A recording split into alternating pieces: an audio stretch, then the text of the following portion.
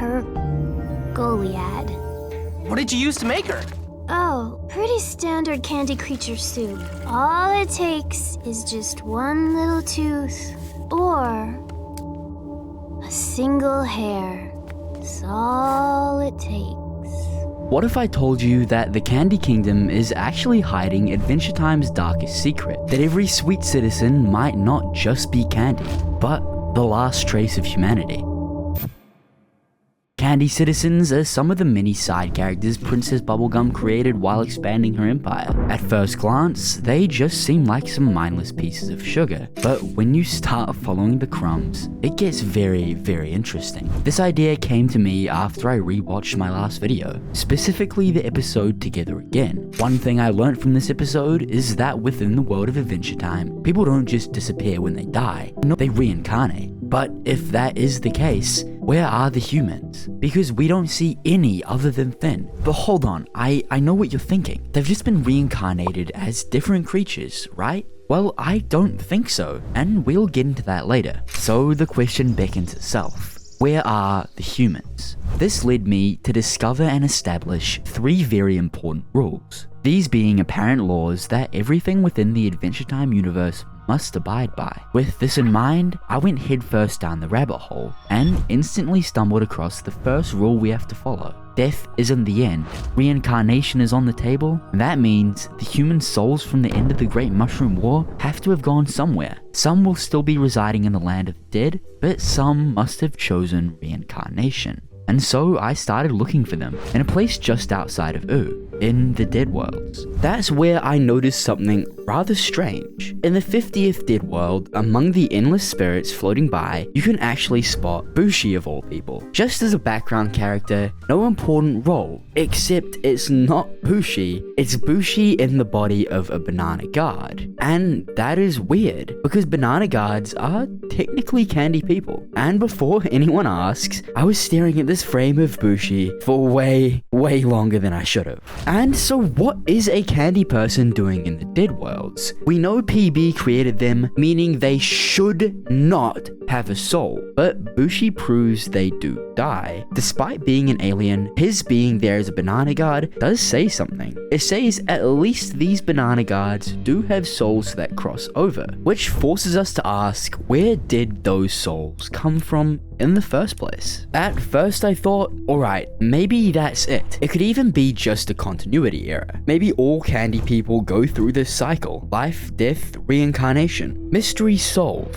But here's the catch. We don't see a parade of candy people in the Dead Worlds. In fact, apart from Bushi, there's basically none, which raises a darker possibility. Maybe most candy people never make it there at all. And the reason Bushi is there is because he's technically an alien. That's when I circled back to Princess Bubblegum. She's the ruler, the scientist, and as we later find out, the candy elemental. She doesn't just make candy people, she preserves them. If they're injured, she will rebuild them, and if they fall apart, she glues the pieces back together. This means their souls almost never get released. They are trapped, recycled, again and again inside the Candy Kingdom. So Bushi isn't just a random background gag, he may be the exception. The proof we needed that candy people can slip through the cracks and show up in the afterlife. And if candy people can die like that, then their souls have to have come from somewhere. Which brings me back to the humans. Because if the humans disappeared after the Mushroom War, and candy people turn up in the Dead Worlds with souls intact, then maybe those two mysteries aren't separate at all. Maybe they're a part of the same case file. After looking into Oo's past, I landed on my second lead, Shoko and the Vault. Season 5, The Vault, is one of those episodes most people remember as the creepy one, but it is more than that. In fact, I see it as the smoking gun. Finn starts seeing visions of a girl. At first, it plays like a ghost story, but then we find out the truth. She's Shoko, Finn's past life. And under some contexts, she's widely considered a human. Now here's where it gets messy. Shoko dies inside of the Candy Kingdom after falling into the mutagenic river while stealing PB's pendant. And on a side note, why is the Candy Kingdom built atop a river of mutagenic waste? We might have to get into that later, maybe. But instead of being buried, cremated, or even mentioned again, Shoko's body fuses with the environment. Her corpse dissolves into the ground within the territory of the Candy Kingdom. That shouldn't happen. I'm no expert, but dead bodies don't just become treehouses. However, in the Candy Kingdom, they do. And this became my second rule. The Candy Kingdom absorbs the dead. However, since Finn's treehouse resides on the border between the Candy Kingdom and neutral ground, it created a situation where Shoko's soul remained binded, but could also somewhat pass on to later become Finn. And this isn't just symbolism. Shoko isn't gone. She sticks around in Finn's dreams. Her story bleeds into his, waiting for him to find it. That's not so much reincarnation as it is preservation. For a while, I kind of just assumed this could be PB's shenanigans again. Her science gone too far, her experiments leaking into nature. But then I remembered, the vault isn't even about bubblegum. She doesn't even know what happened to Shoko or what became of her. This is deeper than one character. This is about the kingdom itself. So when I combine this new rule with lead 1, whereas Bushi proves candy people have souls that can cross into the dead worlds, Shoko then proves human souls can get trapped in the Candy Kingdom itself.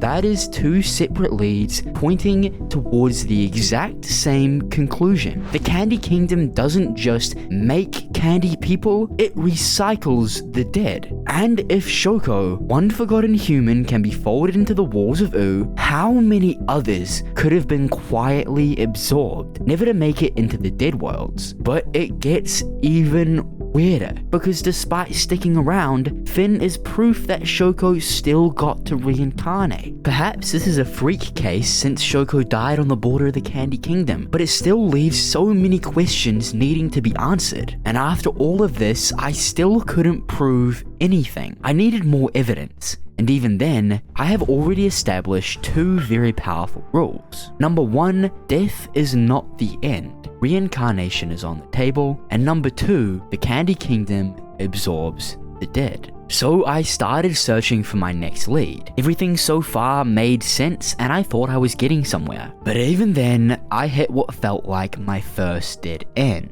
Season 8's arc, The Islands, proves humans still exist. Immediately, I thought that had killed everything I'd been working on. If humans survived, then maybe the Candy Kingdom isn't a graveyard at all. Maybe all the souls I thought were missing just never died in the first place. Case closed. So I just put this idea down and started to look elsewhere, and this was rather demotivating. I really had hit a brick wall. But even then, something still just didn't sit right with me. Because if humans survived across the ocean, why don't we see any trace of them in Oo? Why is Oo so completely empty of humanity when it used to be their world? I didn't know it at the time, but this dead end wasn't a dead end at all. It became the missing puzzle piece. And once I found the next lead, this piece slid right back into place. And after that massive stump I came across, I remembered something I had overlooked. Princess Bubblegum is more than just a ruler. She's more than a scientist. In fact, she is the candy elemental, the living embodiment of candy itself.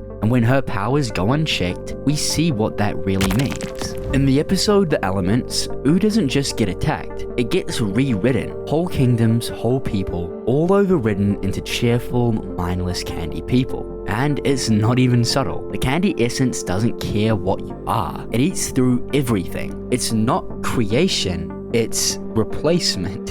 And that's when rule number 3 clicked right into place. Candy doesn't just absorb the dead, candy overwrites the living. Or at least to some extent. Suddenly, the first dead end I ran into with the islands didn't feel like a dead end anymore. Because if humans survived somewhere else, fine. But the humans in Oo, the ones who stayed behind, maybe they didn't survive at all. Maybe they were converted. It explains the emptiness. It explains why Oo feels like a world without humanity, even though humanity was once everywhere. The Candy Elemental didn't just build a kingdom, she built a kingdom on top of what was already there. You do not need a graveyard if you can turn the mourners into monuments. And once I started to look deeper into the history of the Candy Kingdom, some massive clues started to reveal themselves. Notably, from the very first episode in the series, Slumber Party Panic, we see zombified candy people, which share a shocking resemblance to the oozes we see later in the series. So, why in the world would oozes and zombified candy people look the same unless somehow they were related? What's more, when we look back at PB's origin story, we find ourselves seeing the creation of candy people that happens in a completely different manner than before.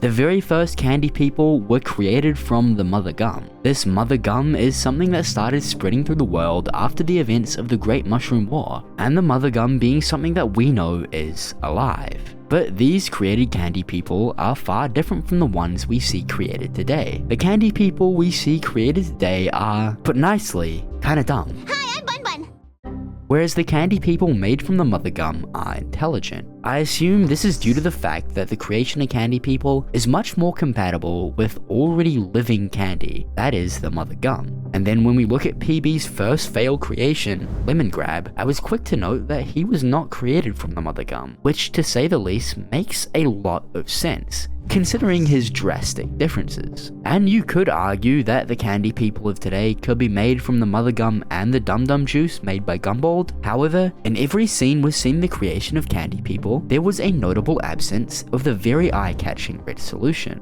This all could mean a lot of things. However, one possibility is far more likely than anything else, and I'll get into that in just a moment. So far, everything I was doing was just hearsay, and that's when I remembered something very important. The Candy Kingdom keeps a necromancer on payroll, and for some reason, he's not just tolerated in the Candy Kingdom, in fact, he's PB's most trusted ally. That's not a joke, that is extremely suspicious. Because on paper, the Candy Kingdom shouldn't even need a necromancer. These people are supposed to be synthetic creations of candy. They're made in labs with nothing behind the eyes. That's the story. But if that were true, why would you need someone who specializes in bargaining with souls? Peppermint Butler may just be the answer. Maybe his real job is to make sure the trapped souls never escape.